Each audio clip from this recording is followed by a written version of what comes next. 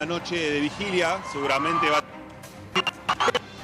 para sale Cristina Kirchner. Qué tiempo, qué tiempismo para la salida donde estamos desde San José y Humberto Primo. Vuelve a salir Cristina Kirchner al balcón a saludar a la militancia, a la gente que viene a apoyarla. Hace una hora y un poquito más también salió con un buzo de la UNLP, que hay la Universidad de La Plata, hay una agrupación universitaria acá presente. Salió con el buzo que le habían dado unas alumnas y unas integrantes de un centro de estudiantes. Bueno, nuevamente Cristina Kirchner saludando, se la ve muy sonriente, se la ha visto muy sonriente cuando saluda acá a la gente que espera el saludo y canta cuando sale Cristina justamente a darle las gracias a la gente. Y es recíproco porque la gente está colocando cartelitos en la esquina con muchos agradecimientos. Algunos con firma, otros sin firma, con alguna anécdota personal, con un agradecimiento puntual o con simple gracia. Bueno, convirtiendo el frente, la fachada de San José 100 en un sector donde mucha gente deja su agradecimiento. Si te parece, lo hago partícipe de este momento a Nacho Levi de la Garganta Poderosa, que los escucha, tiene un retorno. Nacho. ¿Cómo está Daniela? Julián Guarino y Daniela Ballester acá. Bueno, Hola, Rafa. Julián, hola Daniela, ¿cómo estás? Hola Nacho, tal, te Nacho? escuchamos, tenemos alguna dificultad y no sé si vos nos vas a escuchar a nosotros también, así que lo primero que quiero preguntarte es, bueno, ¿qué es lo que lees que está pasando y que va a pasar ahora en la calle, no? Los escucho y lo que estoy viendo es lo mismo que están viendo ustedes, que es un apoyo, un clamor inmenso de un montón de personas, en nuestro caso, compañeras y compañeros de distintos barrios populares, que están viajando de distintas provincias y que no necesariamente responden a la afiliación partidaria. Acá lo que se está jugando es mucho más grande, ¿no? Y tiene que ver con la defensa de la democracia. Yo no recuerdo desde que existe la Garganta Poderosa que hayamos confluido en muchas causas donde se encontraran en un mismo punto palabras de Miriam Bregman, Juan Grabois, Mayra Mendoza, Axel Kicillof. Me parece que hay un consenso unánime sobre detener esta degradación de la calidad democrática que ha llegado a un punto de ruptura inadmisible. Nacho, quiero preguntarte cómo ves en este momento a ese sector de la sociedad que vos conocés muy bien, a los chicos, a los adolescentes, aquellos que habitan algún tipo de barrio marginal. Digo, ¿cómo está la situación en este momento? Creo que esas son las preguntas que hacen falta porque ponen el foco donde hay que ponerlo. Lo dijo la propia Cristina cuando salió el otro día a preguntar si los principales flagelos que hoy nos azotan se van a modificar. Lo dijo Juan Grabois cuando el otro día en un conflicto de otra escala también fue víctima de una detención arbitraria. Digo, había un montón ahí de militantes, de compañeras, compañeros y eligieron llevarse a Juan Grabois. Detrás de esas detenciones, de la agenda que ellos nos marcan, los barrios populares, donde históricamente se organizó desde las aldeas, que hoy se hace muy difícil porque la mayoría de las barriadas hoy están conformadas por vecinas y vecinos que son inquilinos, que no pueden pensar un futuro a mediano plazo, que pelear por un derecho común, como por ejemplo el acceso a la luz, quedan presos del aumento que van a tener en el alquiler por haber ganado esa batalla. Entonces están rompiendo el tejido comunitario desde el piso hasta las jubilaciones, que lo vemos todos los miércoles en la plaza, vecinas y vecinos de nuestro barrio que vienen no solamente por la miseria que son las jubilaciones, sino porque al retirar el subsidio de los servicios, el subsidio de los medicamentos, han roto realmente esa ecuación. Y ni que hablar de las compañeras de los comedores que están acá poniendo el cuerpo como lo pusieron toda la vida. Esas compañeras en el 2001 le daban de comer a los chicos de los barrios. En el 2020 eran las enfermeras de la posta de salud en los barrios donde no había agua. Y hoy son las que cuidan a los ancianos mayores. En todas las instancias, sin un salario común. Se preocupan de si los pibes participan o no participan de la política cuando las condiciones estructurales no están dadas para pensar un futuro a mediano plazo. Les preocupa el índice de natalidad. Antes se embarazaban por un plan, nuestras compañeras decían, y ahora no se embarazan porque no hay plan, porque no hay proyecto, porque no hay manera de pensar cómo vas a sostener una estructura familiar. Entonces impongan la agenda que impongan, se impone una realidad que hace que nuestros barrios se sigan organizando y estén aún así compañeras que tienen 5 jornadas de trabajo. no solo tienen que trabajar en el comedor comunitario, en las tareas domésticas de su propia casa y en la changa, tal vez limpiando el inodoro ajeno para esas que trabajan con empleadas domésticas, todas tienen 2, 3, 4 trabajos. ¿Y sabés qué? Están llegando acá con los mates de todos los barrios. Entonces que no les engañen a quienes están del otro lado. Esto no es una reacción partidaria. Ustedes nos han visto muchas veces en ese estudio, por ejemplo, de salud bajo violento de Sergio Berni, o pidiéndole a Daniel Scioli como gobernador de la provincia de Buenos Aires que diera respuesta por Luciano Arruga, o criticando los acuerdos con Barrick Gold y Monsanto. Y no digo esto para traer esas diferencias ni para sacar chapa de qué independiente que somos. Lo digo para que entiendan que lo que está jugando no tiene que ver con una correspondencia partidaria. Hay muchísimos ciudadanos y ciudadanas de a pie que entienden que si se pueden llevar con esta liviandad a la principal líder de la oposición, lo que viene a todos nosotros y todos nosotros es peor. La principal líder de la oposición está siendo juzgada por los compañeros de pádel de Mauricio Macri, está siendo juzgada por el partido judicial de Comodoro Pi porque no le gustaba cómo se jugaba en Santa Cruz. Y lo más grave de todo es cuándo la están jugando.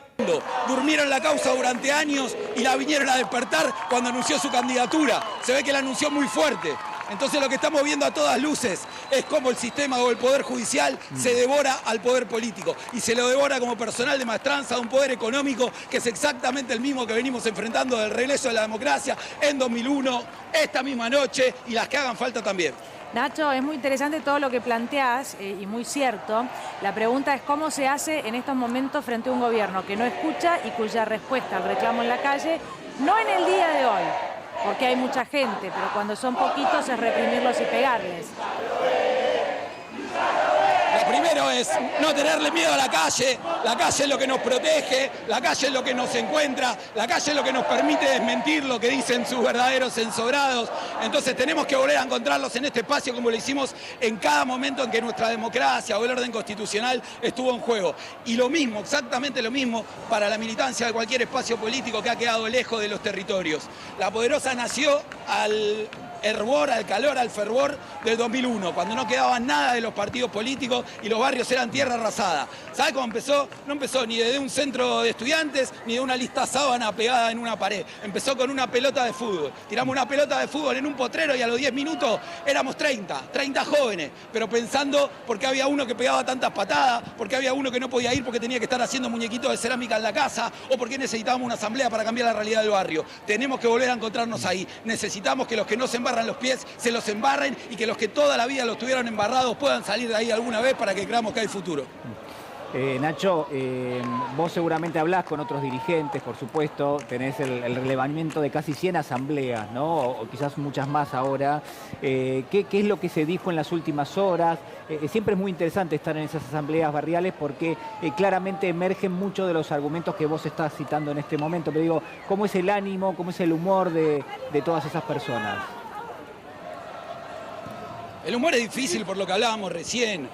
A veces la agenda mainstream, la de los grandes medios, e incluso la de la dirigencia política, se va encuadrando alrededor de temas de la superestructura, de la macroeconomía, que en muchos momentos nos puede parecer más o menos injusto, más o menos atendible, pero la realidad de los barrios está devorada por la metástasis del narcotráfico, muchísimas de las barriadas populares, por la dificultad que tienen muchísimas familias, no para llegar a fin de mes, sino para poder hacer 2 comidas al día. Entonces, los debates pasan por ahí. Ahora, tenemos claro que en los espacios donde la organización sigue resistiendo en la medida de las posibilidades, sí. Nos tenemos que organizar para detener que el deterioro no sea mayor. No sé cuánto tiempo nos va a llevar reconstruir lo que tenemos que reconstruir, pero el punto de partida tiene que ser volver a encontrarnos. Y este es un mensaje para la dirigencia de mi edad, porque no estoy pidiendo pista para los de 40, tampoco para los que ya pasaron. Sí. Estamos pidiendo pista para los de 20, para los de 30. Pasó el momento de pedirle a los chicos que se alineen atrás de los dirigentes. Son los dirigentes los que se tienen que alinear atrás de los chicos. Ya no son los barrios los que se tienen que parecer a las organizaciones. Son las organizaciones las que se tienen que parecer a los barrios. Entonces, si partimos de esa misma base, si partimos de esa humildad y si partimos del compromiso que nos trajo a todas y a todos acá, no tenga duda que más temprano que tarde vamos a volver a ser un país con el orden democrático que se merece. Nacho, es interesante también porque hablas de una juventud, ¿no? De los que vienen seguramente detrás de nosotros ya a esta altura. Pero hace un tiempo y resultado de la última elección hubo una especie de, después de décadas de fuerte crecimiento de juventud involucrándose en la política, también otra vuelta, ¿no? Que tuvo que ver con el descreimiento, junto con esta juventud nueva que parece que está más interesada por las cripto y por Milei que por toda la realidad que vos nos contás de los barrios. ¿Cómo ves eso? ¿Creés que ahí hay porque bueno, vos lo verás más que nadie, ¿no? ¿Hay un caldo de cultivo? ¿Hay una nueva generación que pueda hacerle frente a esto que vos decís?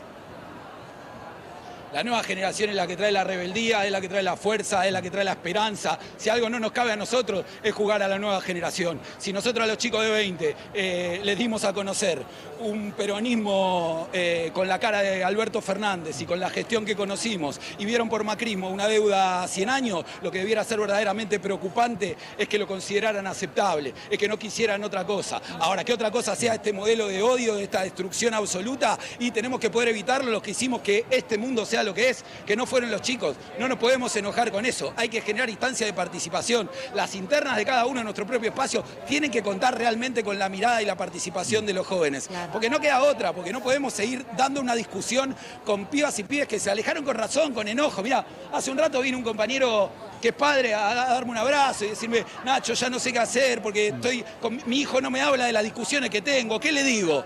Que tiene razón. Que tiene razón. Primero que está bien en estar enojado y después veamos cómo construimos un modelo de futuro. Porque Milei logró que se reconozcan en un punto, que es el odio, la bronca, con todo lo que no fue. Con el Estado que en vez de ser garantía fue reproductor de la desigualdad. Y entonces le dijo, yo te voy a sacar la casta, yo te voy a sacar todo lo que te hace peso para que vos puedas explotar tu propio potencial. Sabemos que es una falacia, sabemos que este modelo lo vimos fracasar 1 y 1000 veces. Bueno, esos pibes no lo vieron y tampoco vieron el pasado nostálgico al que los queremos invitar. Entonces hay que construir un modelo de futuro que genere ilusión en los pibes. Y la única manera de generar ilusión es generando participación. Bueno, es importante lo que decís porque claramente digo, lo que va a emerger en los próximos días, en las próximas semanas, incluso la hipótesis que maneja Cristina Fernández de Kirchner es que este modelo se cae en poco tiempo si continúa la velocidad a la cual estamos viendo que hay un deterioro, una descomposición social, ¿no? Que es lo que vos estás marcando muy bien. Aquel que pueda poner eso en palabras, que pueda proponer una alternativa, me parece que tiene allí una razón de ser, y merece la atención, ¿no? Por supuesto, de una gran parte de la sociedad. Ezequiel. Nacho, buenas noches, ¿cómo estás? Te quería consultar, bueno, por la movilización popular que se está viendo desde anoche en torno a la figura de Cristina, sobre todo de cara al miércoles, cuando se estima que podría presentarse ya en Comodoro Pi, si sabés dónde van a concentrar, si va a ser en Constitución, si va a ser en Comodoro Pi, ¿qué se está organizando para el miércoles? Mirá, ahora mismo hay asambleas en muchas de nuestras barriadas y hay una asamblea acá cerca en la sede del PJ de distintas organizaciones para hablar justamente de todo eso, pero lo que me parece importante resaltar de todos esos espacios es esta mancomunión que estamos viendo, no solo de distintas tradiciones político-partidarias, sino de distintos sectores sociales, y me parece que ahí está la clave de este tiempo. Tenemos que encontrarnos las ciudadanas y ciudadanos que podemos converger detrás de una agenda común, porque las asambleas de la villa seguramente tienen una agenda que es urgente y prioritaria por la que venimos bregando hace 20 años, seguramente. El salario de las cocineras, la dignidad de los cartoneros, pero a veces pedirle a los sectores medios que se sensibilicen o empaticen con eso es más fácil cuando se van de vacaciones. Cuando no tienen para comprarle los remedios de sus padres, lo que hay que hacer es ver cómo empatamos una agenda. El primer número de La Garganta no fue un compañero nuestro del barrio que estaba estigmatizado y al que los de afuera veían como delincuentes. Fue Juan Román Riquelme porque lo respetábamos en el barrio y lo respetaban afuera del barrio. Y ahí construirse un punto de encuentro. Esto es exactamente lo mismo. Hoy nuestras asambleas están trabajando para ver cómo apuntalamos a las jubiladas y los jubilados. Porque no importa si no tenés empatía con los pobres, con los negros, con la diversidad sexual. Todo eso tal vez no vayas a hacer. Pero jubilado y jubilada vas a hacer. Bueno, atrás de esta vamos todos. El avasallamiento a las familias con discapacidad. Se quejan del índice de natalidad, de que bajó el índice de natalidad y te dicen a la buena de Dios, si tenés buena suerte o mala suerte te vas a quedar solo. Tenemos a los médicos del Garrahan marchando con los jubilados que le cantan al policía que le da vergüenza porque cuando se enferma su hijo lo lleva al hospital. Tenemos a los pibes y las pibas de la universidad pública, de todos los sectores socioeconómicos, defendiendo algo que nos da orgullo como argentinas, como argentinos. Esa es la agenda, la que nos encuentra a todos, afuera los personalismos, afuera las mezquindades, nos tenemos que encontrar en el mismo barro, en la sede del PJ ahora, en las asambleas del barrio, en los comités, en los centros culturales, en los clubes, en la sociedad de fomento, y que cada semana más seamos en la calle, nos veamos en la calle, nos veamos en la calle, nos veamos en la calle. Porque si la calle habla, no se puede callar. Sí. Juan. Nacho, ¿ves condiciones para que a partir de esto que se está dando en estos momentos y que vos reivindicabas recién de distintos sectores confluyendo a partir de esta condena, esto genere alguna chispa para que esa unidad, esa mancomunión que vos describís, se extienda en el tiempo, se transforma en algún tipo de alternativa? Si me lo preguntás a mí, la verdad que me encantaría, entiendo igual que te pasa a vos cuando me haces esa pregunta. Ahora, yo no me puedo tomar esa atribución, no solamente porque no estoy por encima de esas voluntades particulares de cada partido, de cada espacio, de cada dirigente, sino porque nuestra construcción es justamente así heterogénea, pero porque no tiene su filiación partidaria ni su agenda electoral. No porque esté mal, no, nosotros amamos la política, que no creemos que es una cosa espuria ni estéril, pero hay compañeros valiosos que están dentro de distintos espacios partidarios dando esa batalla. El nuestro, que es una plataforma social, encuentra muchos compañeros. Yo milito hace 20 años con compañeros socialistas, peronistas, comunistas, más kirchneristas, menos kirchneristas, independientes, y siempre aspiramos a la unidad del campo popular. Ahora, entendemos también la diferencia que puedan tener esas distintas tradiciones y entendemos las dificultades que puede haber para converger. Ojalá que no solamente este atropello a la democracia de llevarse puesta con semejante impunidad a la principal líder de la oposición, sino la situación de los jubilados, la situación de las familias con discapacidad, la situación de la salud, de la enfermedad, que nos pueda encontrar como nos encontró hoy esta causa. Chicos, les aviso que se nos cortó el retorno, si nos pueden volver a conectar. Pero yo mientras quiero seguir una preguntita más con respecto a tu sensación personal de estar acá y ver todo esto. Más allá de la lectura, que mucha gente hace o cualquier dirigente puede hacer, pero tu sentimiento hoy, ¿cuál es? Venimos de buscar a compañeras y compañeros que mientras nosotros estábamos acá estaban acompañando a las jubiladas y jubilados como todos los miércoles. Se juntaban en el Congreso, pero como estaba todo vallado, espontáneamente la gente empezó a caminar por Avenida de Mayo para la Plaza de Mayo y entonces improvisaron un operativo policial que por supuesto terminó en represión. Y llegamos respirando lo que todos los miércoles venimos respirando. Ojo con lágrimas y los pulmones tapados de esa composición química que tienen los gases ahora. Llegamos acá y respiramos. Y nos llenamos de oxígeno, porque esto es lo que necesitamos todas y todos. Vos que estás en tu casa, que estás desmoralizado, que pensás que se acabó el tiempo de soñar para adelante, que nos toca la supervivencia, que nos toca esperar, nos toca esto, nos toca encontrarnos. La Poderosa era una moto, esto nos carga de nafta. Ahí creo que recuperamos la comunicación, Dani, Julián. Sí, Nacho, no sé si ahí nos estás escuchando. Me quedo con algo que decías, que probablemente sea la respuesta a algo que muchos están planteando por estos tiempos, estos días, desde que ganó Milei en cada una de sus casas, ¿no? Vos hablabas de los jóvenes y de cómo explicarles a un pasado nostálgico que los jóvenes no vivieron. Lo que yo me pregunto es, vos estás en contacto, ¿no?, con esas generaciones de las que hablás, ¿por dónde crees que es? Porque es cierto, ¿no? Nosotros vimos después de los 90, lo que vinieron los 2000, los jóvenes volcándose un poco más a la política, entendiendo lo que era la militancia, pero ahora todo eso cambió. Y también las mejoras incluso que hubo en la República Argentina durante muchos años.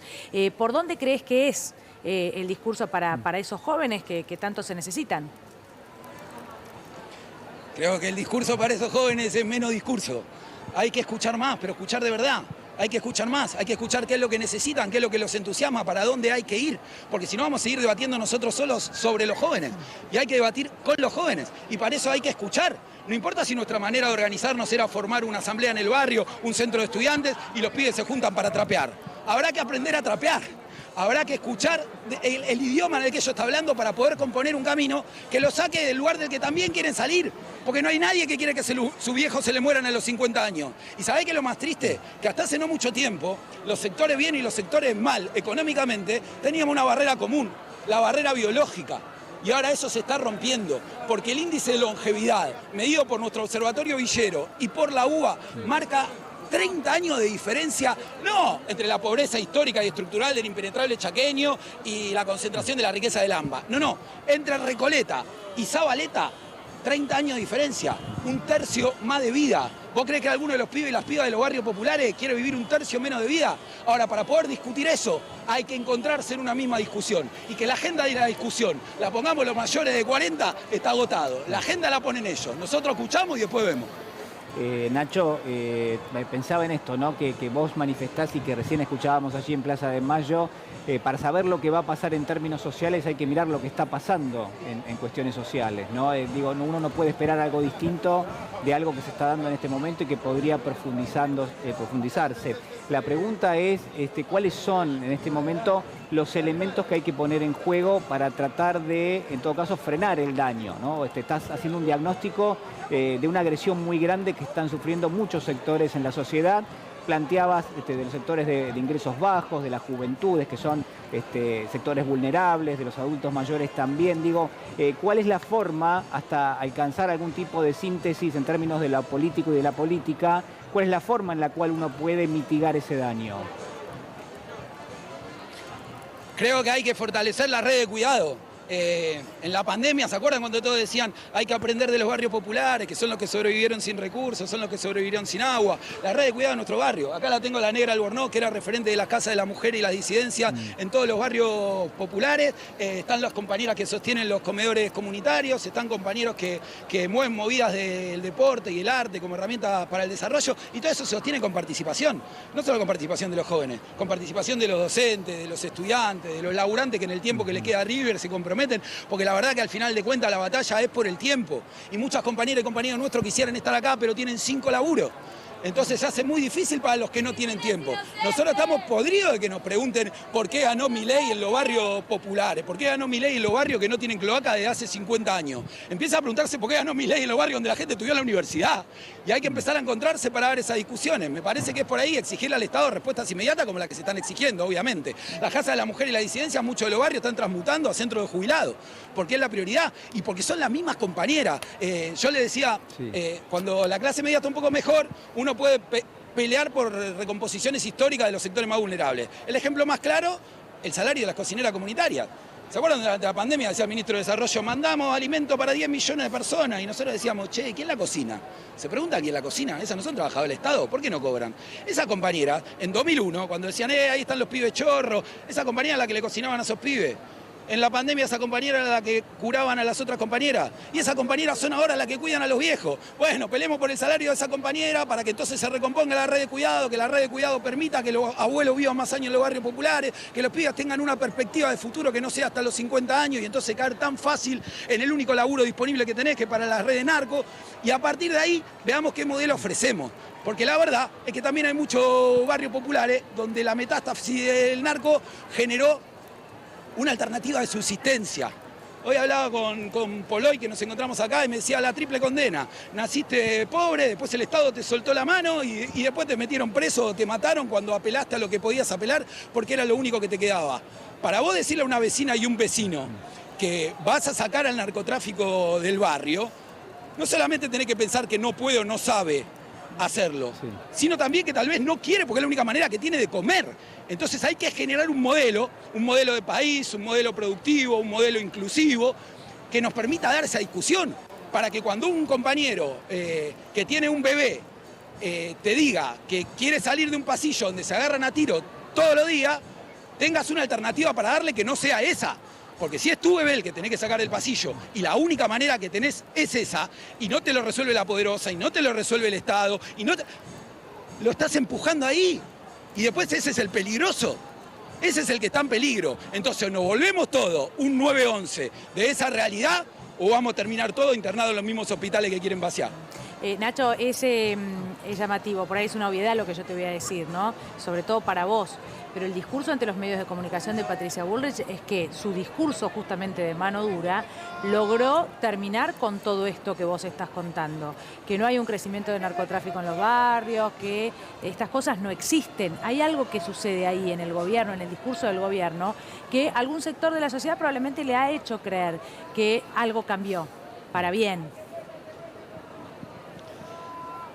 Bueno, pueden visitar la realidad de cualquiera de nuestros barrios. ¿Se acuerdan cuando Alberto Fernández cometió ese furcio que dijo Garganta Profunda y decían, estaba en un acto de Alberto Fernández? No, no era un acto de Alberto Fernández. Era el lanzamiento del Foro Social Mundial de UNESCO, el foro más grande de derechos humanos que hay, donde habíamos ido con Adolfo Pérez Esquivel para pedir que incluyeran la problemática del narcotráfico, porque ese era el tema de que se hablaba en todas las casas. O porque quedaste de rehén, o porque te prestaron guita, o porque te amenazan a tu pibe, o porque se metió adentro y tenés miedo de que se muera. Esa es la realidad de los barrios populares. Después sí hay otra realidad, que es el producto de la ineficiencia y el desencanto con los gobiernos anteriores. Por ahí gobiernos que se enarbolaron la bandera de combatir al capital y se pasaron 4 años a lo beso con los bancos y los supermercados y los laboratorios, pero que generó un desencanto y una rivalidad entre los propios vecinos y vecinas de los barrios populares. Porque por ahí ya estabas hasta preparado para ver un Caputo con la plata que tiene en las islas no sé cuánto, o un Insaurralde en un yate en Marbella. Eso te quedaba lejos y parecía parte del folclore del neoliberalismo, del modelo que te proponían. Pero en la pandemia empezó a pasar que el que por ahí cobraba un plan social, que era una miseria, pero lo seguía cobrando, lo cobraba en detrimento del que no lo tenía y tenía que salir a laburar a riesgo de enfermar a su familia para comer en el mismo comedor. Y entonces entre vecinos empezaron a mirar y decir, pero bueno, laburé. Y entonces ahí creció el discurso del vago, del choriplanero, de los planes del Estado que les permitió llevarse hasta la comida de los comedores. Entonces la realidad de los barrios no está acá, ni por más que la diga yo, ni que salga de mi garganta, ni que muestren ustedes videos desde ahí, está allá. Está allá y hay que entrar a los barrios populares para respirar 5 minutos la conversación de cada mesa familiar y darse cuenta que esa falacia se puede sostener solo entre quienes hacen periodismo saliendo de una casa con losa radiante, subiéndose en un auto con calefacción y bajándose en un estudio con la misma losa radiante. Los que pisan el barro saben que eso no es verdad. Ezequiel. Nacho, recién hablabas de que es el momento de los que tienen menos de 40 también en la política, ¿no? Que hay que escuchar más a ese segmento. ¿Por qué crees que no se ve todavía una renovación a nivel dirigencial, por lo menos en el campo nacional y popular, de este segmento, de los más jóvenes? ¿Por qué no hay más participación, incluso más candidatos, ¿no? Con este perfil o de este segmento? Primero, fruto del desencanto del que venimos hablando. Cuando vos y yo teníamos 20 años, ¿qué equipo de fútbol no tenía bandera del Che Guevara? ¿Qué banda de rock no flameaba bandera del Che Guevara? Y ahora entre los pibes de 20 es difícil de encontrar. Hay un desencanto porque vieron en carne propia, y es lo único que vieron, esos gobiernos que nosotros consideramos nefastos. Es lo que vieron. Entonces el desencanto de los pibes, para mí, es lógico y es esperanzador. Ahora, del otro lado, hay que construir un modelo que los entusiasme y hay que dar espacio. Pues yo te decía, bajó el índice de longevidad en los barrios populares, pero en la política cada vez crece más, cada vez se van más grandes. Y el problema no es que se queden, el problema es que no queda espacio para los que tienen que entrar.